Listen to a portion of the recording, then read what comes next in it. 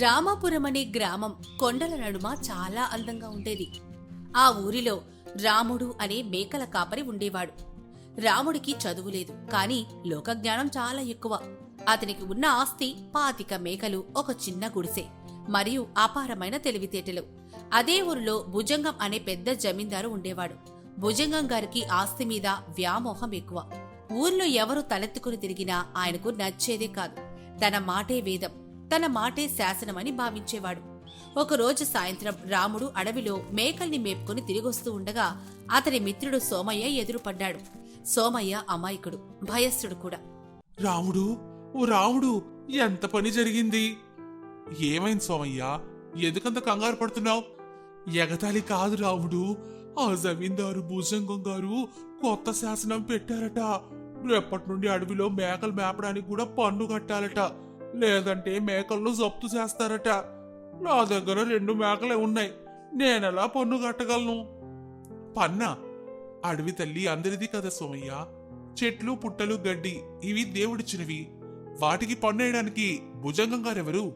ఆయన ఆ గడ్డిని పెంచారా, నీళ్లు పోసారా? అమ్మో, నెమ్మదిగా మాట్లాడు రాముడు. ఆ మాటలు గడిలో తెలిస్తే అడవిలోకి అడుగు పెట్టనివ్వరు. ఆయన అధికారం అలాంటిది. అధికారం ఉంది కదా అని గాలికి వెలుతురికి కూడా పన్నేస్తానంటే ఎలా సోమయ్య? దీని గురించి మనం మాట్లాడాలి.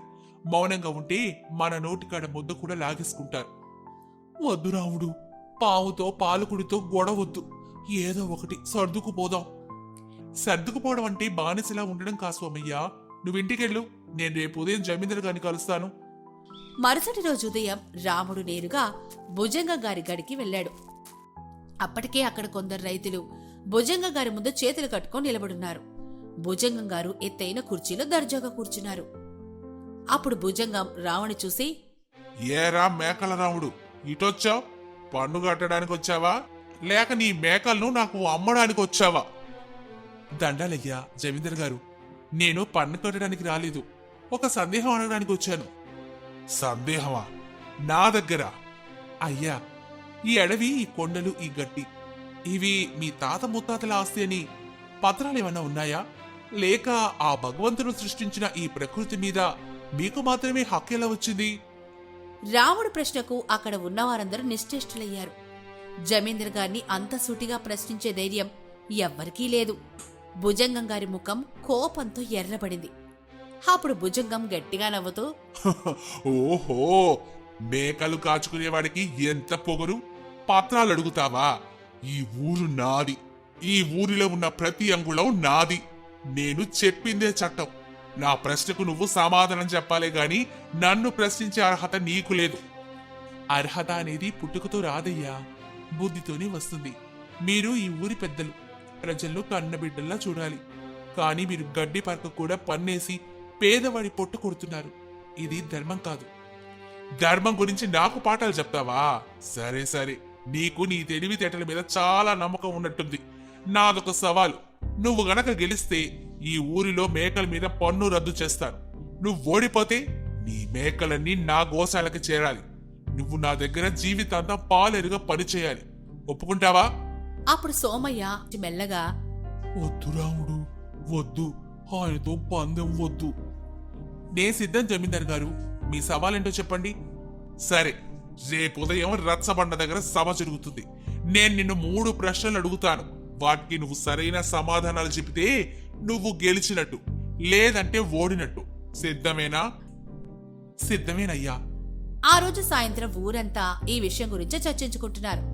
మేకల కాపరి జమీందార్ గారితో పందెం కాశాడని, రేపు రచ్చబండ దగ్గర ఏం జరుగుతుందో అని అందరూ ఆసక్తిగా ఎదురుచూస్తున్నారు. సోమయ్య రాముడి ఇంటికొచ్చాడు. రావుడు, నీకేమన్నా పిచ్చా?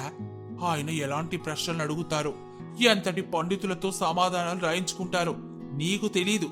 నువ్వు చదువుకోలేదు, నువ్వు ఎలా గెలుస్తావు?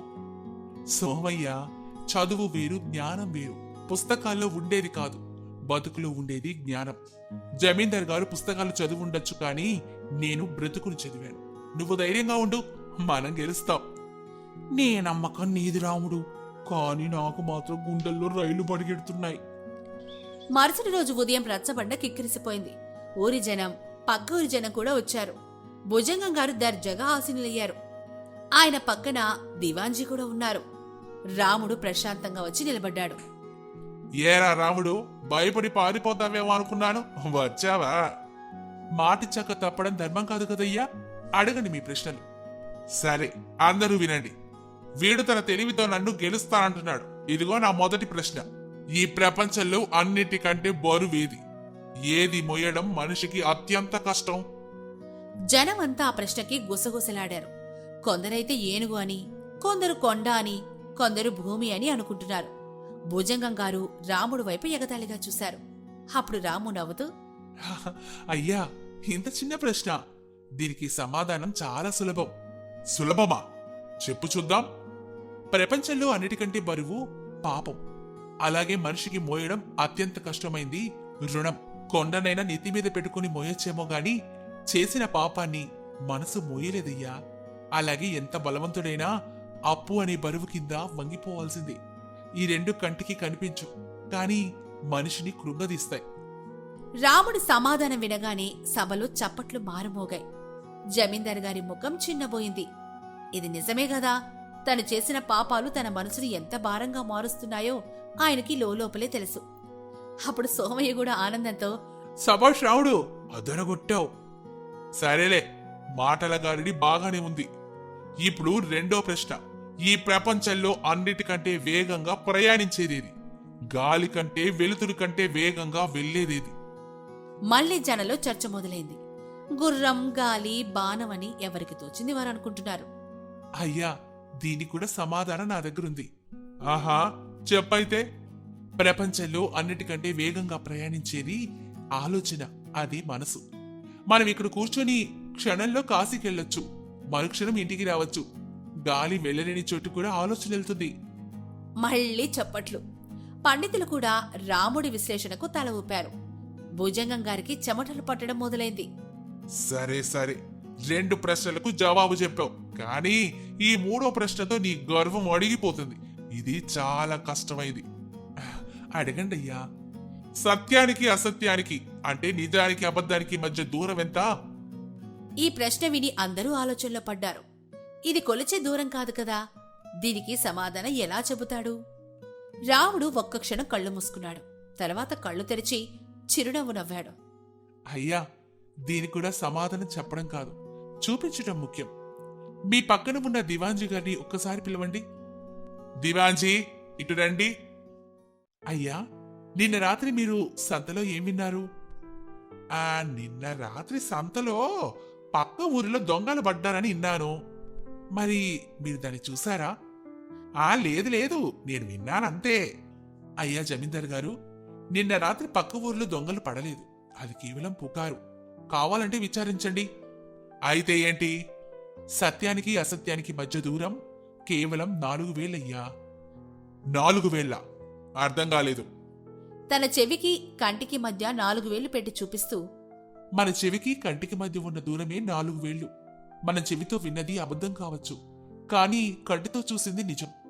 విన్నదానికి చూసిందానికి మధ్య దూరం ఇదిగో ఈ 4,000 మాత్రమేనయ్యా. రాముడి సమాధానం వినగానే సభంతా నిశ్శబ్దమైపోయింది. ఆ తర్వాత ఒక్కసారిగా జయజయ ధ్వానాలు మిన్నంటాయి. అంత క్లిష్టమైన తత్వాన్ని అంత సులభంగా ప్రత్యక్షంగా నిరూపించిన రాముడి తెలివికి అందరూ ముగ్ధులయ్యారు. భుజంగం గారు ఓటమిని అంగీకరించక తప్పలేదు. రాముడు, నువ్వు కేవలం తెలివైన వాడివి మాత్రమే కాదు, గొప్పవాడివి. నేను నా అహంకారంతో కళ్ళు మూసుకుపోయాను. నువ్వు చెప్పింది ఈ రోజు నా మనసు గెలిచావు. అప్పుడు ఆనందంతో సోమయ్య గెంతులేస్తూ, రాముడు గెలిచాడు, మన మేకల మీద పన్ను లేదు. అవును, ఇకపై ఈ ఊరిలో పశువులను మేపుకోవడానికి ఎవరూ పన్ను కట్టనవసరం లేదు. అడవి అందరిది. అంతేకాదు, రాముడు నా గడిలో లెక్కలు చూడ్డానికి, నాకు సలహాలు ఇవ్వడానికి నీలాంటి నిజాయితీ తెలివున్నవాడు కావాలి. నా గుమాస్తాగా ఉంటావా?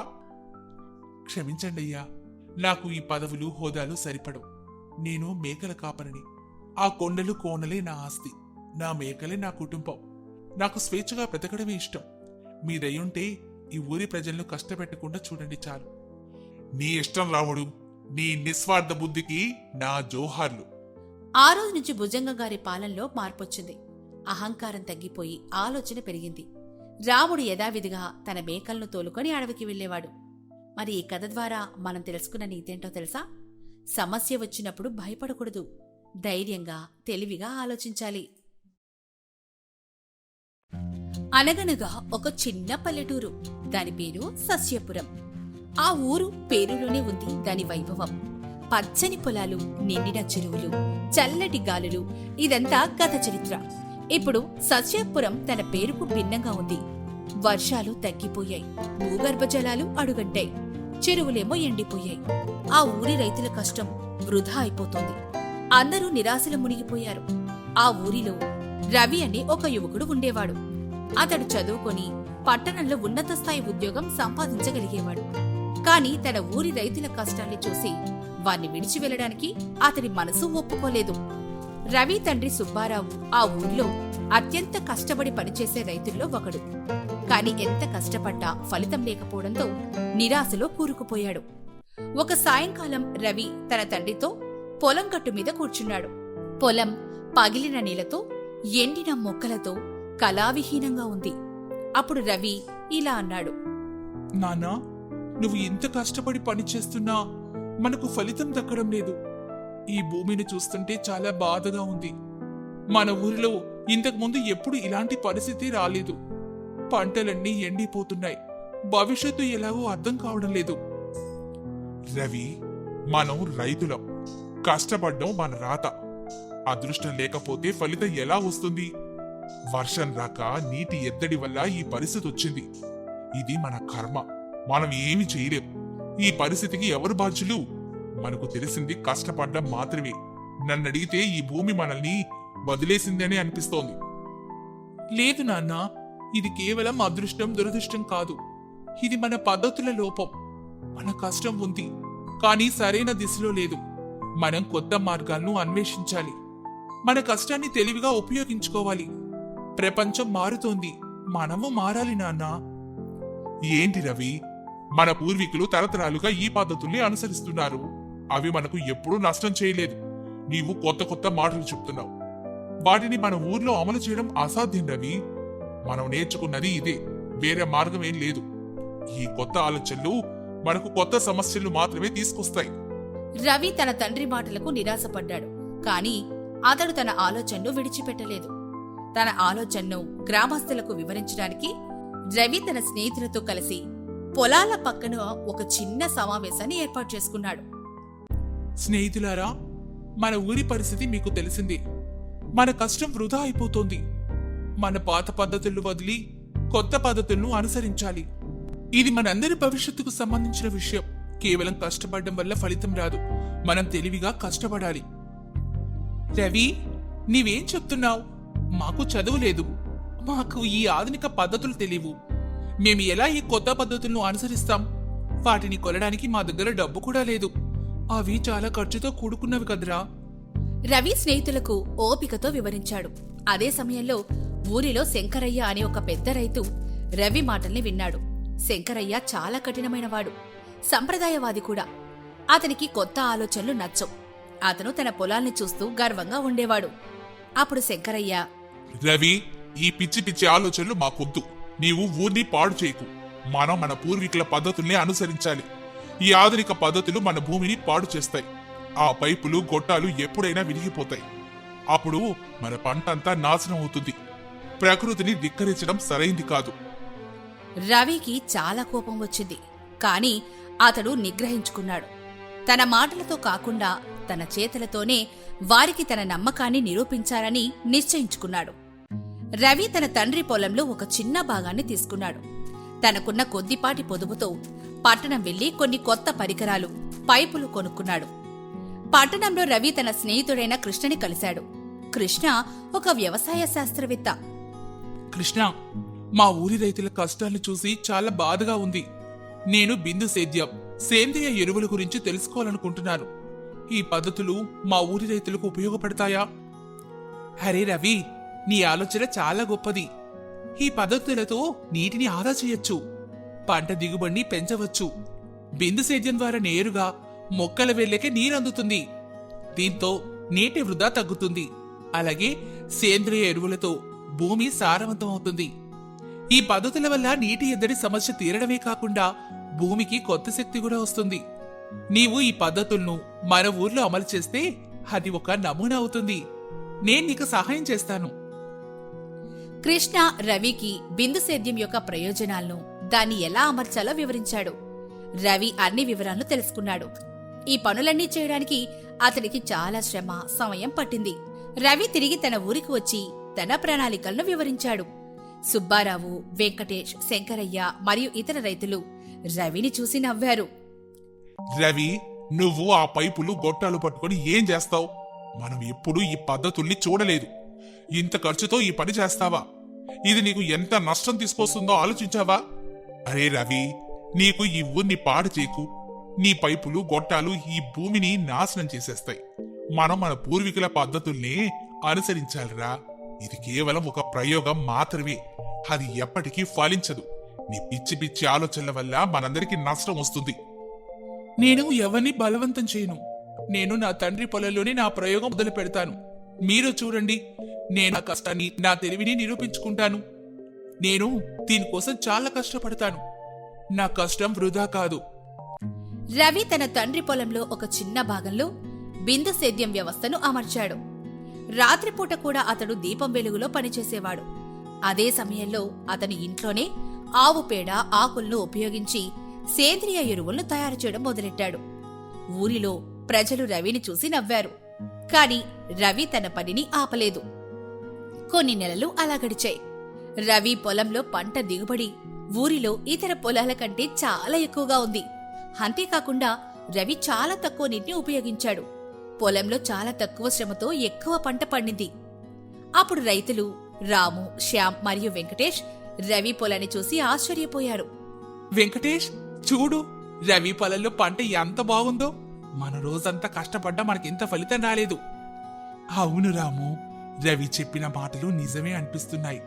అతని పొలం చూస్తుంటే మనకు కూడా ఆశ కలుగుతోంది. శంకరయ్య తన పొలాన్ని చూసుకున్నాడు. అతని పొలం ఎండిపోయింది. తన పొలం పక్కనున్న రవి పొలం పచ్చగా ఉండడం చూసి అతనికి అసూయ కలిగింది. అతను రవి దగ్గరికి వచ్చాడు. రవి, ఈ నీ పద్ధతులు చాలా బాగున్నాయి. నీకు ఎలా సాధ్యమైంది? నాకు సహాయం చేయగలవా? శంకరయ్య గారు, ఇది కేవలం నా తెలివి, నా కష్టం. మీరు కూడా ఈ పద్ధతులను అనుసరిస్తే మీరు కూడా విజయం సాధించగలరు. నేను మీకు సహాయం చేయడానికి సిద్ధంగా ఉన్నాను. రవి తన పొలంలో సాధించిన విజయాన్ని గ్రామస్తులందరికీ వివరించాడు. అతను వారికి ఎలా ఆధునిక పద్ధతులను ఉపయోగించాలో నేర్పిస్తాడు. రవికి సాయం చేయడానికి ముందుకొచ్చారు. అన్నలారా, నా కష్టం వల్ల నేర్చుకున్నది ఒకటే. మన తెలివిని, మన కష్టాన్ని కలిపితే ఏ పనైనా సాధ్యమే. మనం ఈ రోజు పడ్డ కష్టం మన రేపటి తరాలకు ఒక మంచి దారి చూపిస్తుంది. నీటిని వృధా చేయకుండా వాడడం, భూమికి పోషకాలను అందించటం, ఇవన్నీ మన కష్టాన్ని తగ్గిస్తాయి. మన పనులు సులభతరం చేస్తాయి. అందరూ రవిని అనుసరించడం మొదలుపెట్టారు. ఊరిలో ప్రతి రైతుకి బిందు సేద్యం వ్యవస్థను ఎలా అమర్చాలో నేర్పించాడు. వారు కలిసి పనిచేసి ఒక నెల రోజుల్లోనే ఊరిలో అందరి పొలాలకు కొత్త వ్యవస్థలను అమర్చారు. కొన్ని నెలల తర్వాత సస్యపురం మళ్లీ పచ్చగా సమృద్ధిగా మారింది. రైతులు సంతోషంగా ఉన్నారు. వారి కష్టం ఫలితమిచ్చింది. రవి ఒక ఆదర్శంగా నిలిచాడు. అతడు తన కష్టాన్ని, తన తెలివిని ఉపయోగించి తన ఊరిని రక్షించాడు. కష్టంతో పాటు తెలివిని, నవకల్పనను జోడిస్తే ఎలాంటి కష్టాలైనా అధిగమించవచ్చని కథ నీతిని చెబుతోంది.